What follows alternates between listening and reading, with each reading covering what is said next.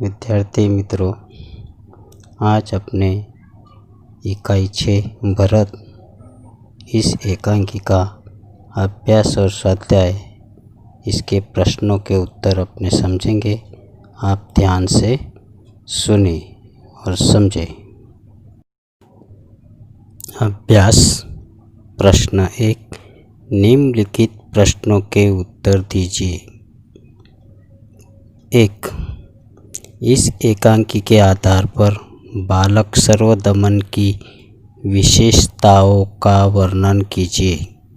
उत्तर: सर्वदमन सुंदर व आकर्षक बालक था। वह हठीला था। उसका मुख अग्नि की तरह दमकता था। वह निर्भय और साहसी था। उसे सिंह के बच्चे के साथ खेलने में जरा भी डर नहीं लगता था। उसके हथेली पर चक्रवर्तियों के लक्षण थे। तो इस तरह से उसका जो वर्णन है वो वर्णन इसमें हमें लिखना है। 2. सर्वदमन के व्यवहारों को देखकर दुष्यंत के मन में कौन कौन से विचार आते थे। उत्तर: सर्वदमन सिंह के बच्चे को सता रहा था। तभी तपस्विनी की बातें सुनकर दुष्यंत का स्नेह उमड़ आता है। उसका मुख अग्नि सा दमकता देखकर आश्चर्य होता है। दुष्यंत को लगता है कि बालक अवश्य वीर का पुत्र है। उसके हाथ में चक्रवर्तियों के लक्षण और हथेली कमल जैसी देखकर आश्चर्य होता है। ऐसे अनेक विचार आते हैं। तो इस तरह से दुष्यंत के मन में जो जो विचार आते थे वह विचार हमें यहाँ पर लिखना है। प्रश्न 2, इस एकांकी में निम्नलिखित पात्रों में अंतर्निहित मूल्य बताइए।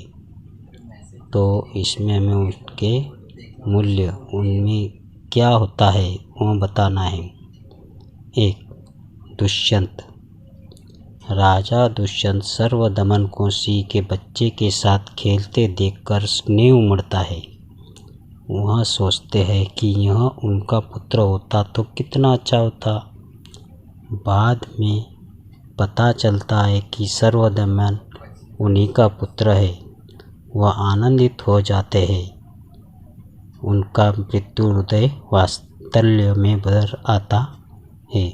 इस तरह से जब वो स्नेह उमड़ता है, जब उनको पता चलता है तो उनको पिता का जो हृदय है वो पिता का हृदय हो जाता है और वो प्रेम में बदल जाता है।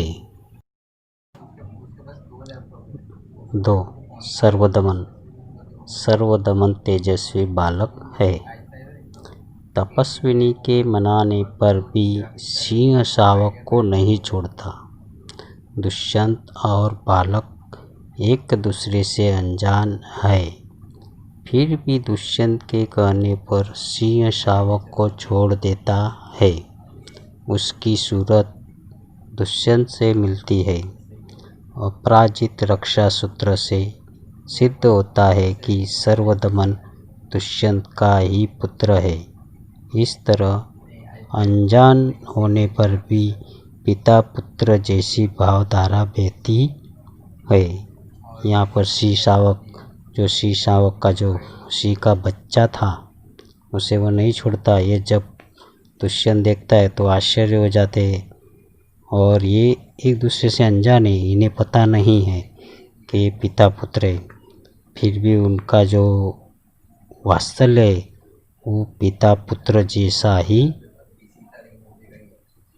होता है। इस परिच्छेद को ध्यानपूर्वक पढ़कर दिए गए प्रश्न के उत्तर दीजिए। यहाँ पर एक परिच्छेद दिया हुआ है। वह परिच्छेद आपको ध्यान से 2 बार पढ़ लेना है। उसके बाद आपको प्रश्न उत्तरी करना है। तो ये चीज़ ध्यान में रखना है। प्रश्न: एक अच्छा जंगल क्या कहलाता है? उत्तर, एक अच्छा जंगल जैविक भंडार घर कहलाता है। 2. जंगल को ज़्यादा छाटने या ख़त्म करने से क्या नुकसान है? उत्तर, जंगल को ज़्यादा छाटने या ख़त्म करने से वे चीज़ें भी नष्ट हो जाती है जिनकी हमें कभी भी ज़रूरत पड़ सकती है, जैसे कि संभावित पौधे, औषधीय वनस्पति वस्तु आदि। मतलब जो हमें बहुत सारी चीज़ें हमें जंगलों से मिलती है वो सब नष्ट हो जाएगी। तो यहाँ हमें उत्तर लिखना है। 3. इस परिच्छेद को उचित शीर्षक दीजिए। उत्तर, शीर्षक जंगल का महत्व। दूसरा भी नाम लिख सकते हैं आप, जंगल की महिमा।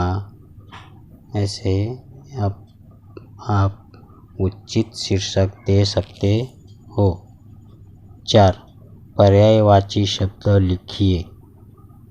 पर्यायवाची मतलब समानार्थी शब्द। जंगल,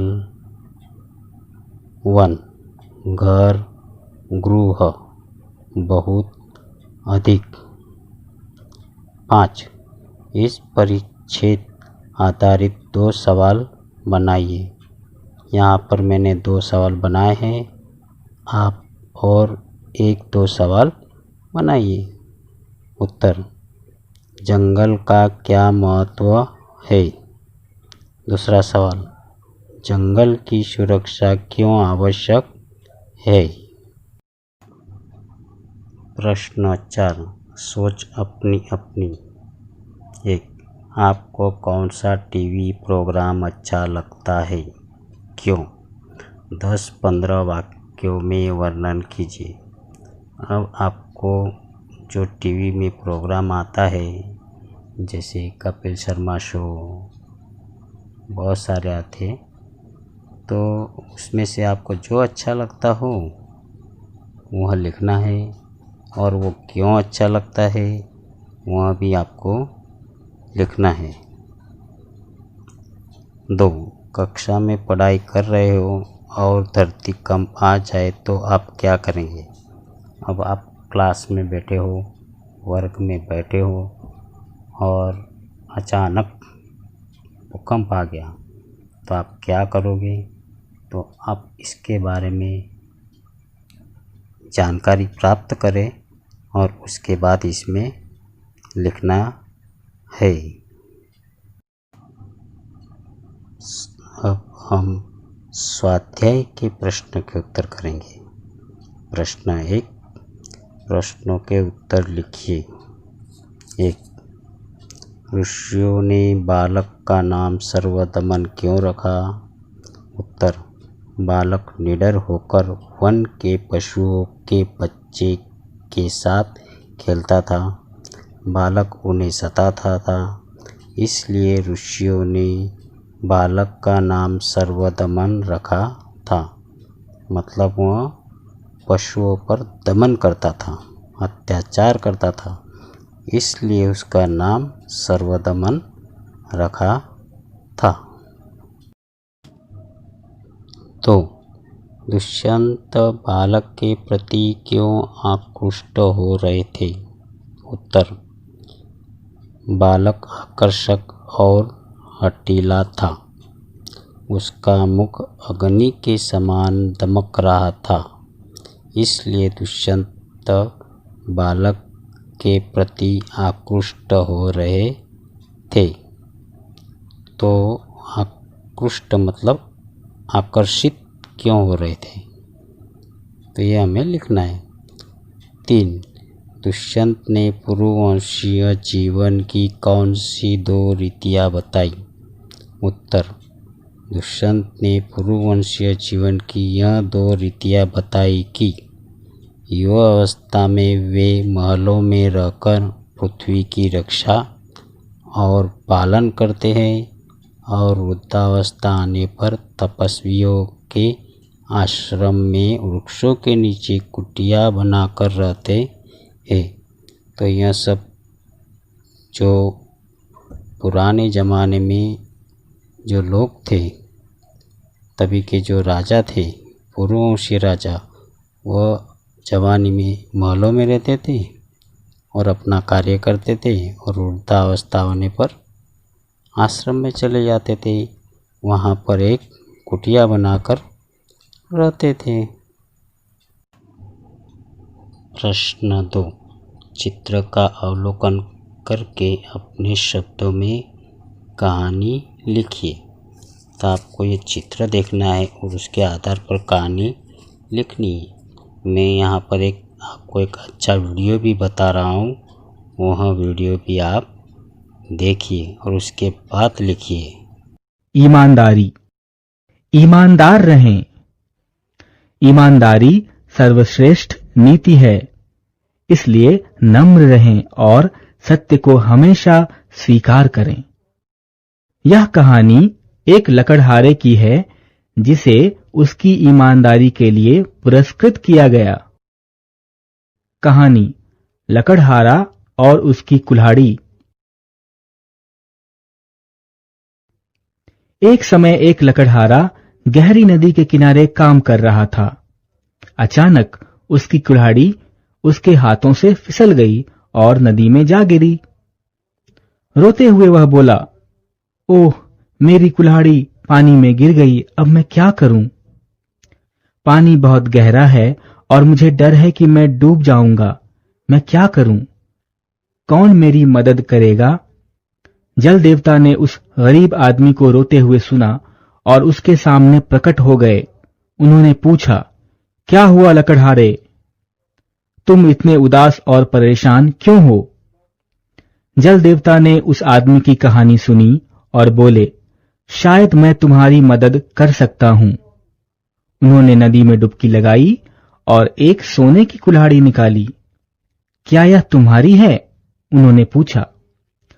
लकड़हारे ने जवाब दिया, नहीं, यह मेरी नहीं है। उन्होंने फिर डुबकी लगाई और चांदी की कुल्हाड़ी निकाली। उन्होंने पूछा, यह तुम्हारी है? नहीं, यह मेरी नहीं है। लकड़हारे ने फिर जवाब दिया। जल देवता ने फिर डुबकी लगाई और वही कुल्हाड़ी निकाली जो लकड़हारे की थी। यह मेरी कुल्हाड़ी है, हाँ, यही मेरी कुल्हाड़ी है। अब मैं काम कर सकता हूं, लकड़हारा बोला।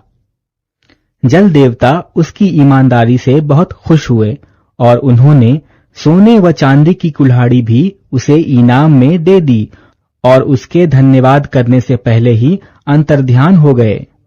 लकड़हारा खुशी खुशी घर लौट आया। अपना पाठ पूरा हो चुका है। आभार।